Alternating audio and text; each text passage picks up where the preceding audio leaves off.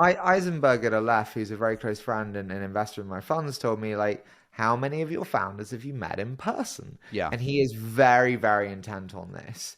How do you feel about the need to meet in person in this Zoom invested world?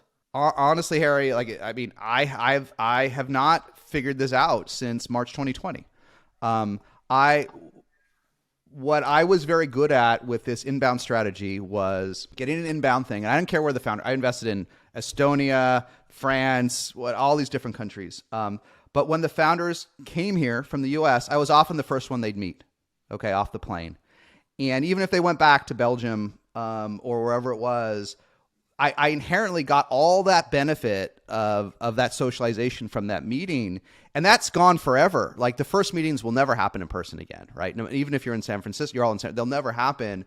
And I'm a worse investor for it. I have not figured out the answer to your question. I will say I'm a worse investor for it. And I don't have all the answer. And what I really don't like is that founders don't care. They don't care. They really don't care if they meet.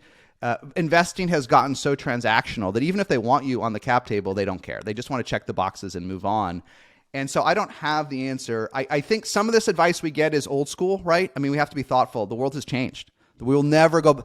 When I think of what San Francisco was like up until in like 2019, like it feels so far in the past now. It feels like they should make a movie about this because this world was so different and I still miss it. And I was a better investor in it, but we can't go back and you can't meet every founder face to face at the seed level, right? And then I look at friends of ours like Christoph Janz from Point Nine, which has ended up developing epic funds after fund. And Christoph in the beginning perfected investing all across the world over pre-Zoom, over GoToMeeting or whatever. We can ask them. So obviously it can be done wildly successfully, but you have to countermand that risk in some fashion, right? And I think taking a high risk without really getting to know folks is risky. On the other hand, I do like folks that are like, well, VCs over-index on their ability to suss up a founder in a face-to-face. Like it's like walking around, like doing a walk and talk in Chelsea or wherever. East London is so magical that all of a sudden you're such a great student of human nature because so many founders are great bullshit artists, right? Sam Blankman-Fried and friends. So it's not that. I think so many VCs are as well, my friend. What I do think the face-to-face does for me is, and I think this is what we lost in COVID, is it builds trust. And maybe this is going back to the errors you and I have both made. It builds trust. It's not that I'm such a great judge of character. There's so many different cultures in the world. I don't understand exactly what culture is like in other countries. I do think they're not all, I think entrepreneurs all have kind of the same culture. But I think that venture is so full of risk. It's so full of, I remember being terrified my first check into Pipedrive would go into the wrong bank account or this would happen. I was still terrified.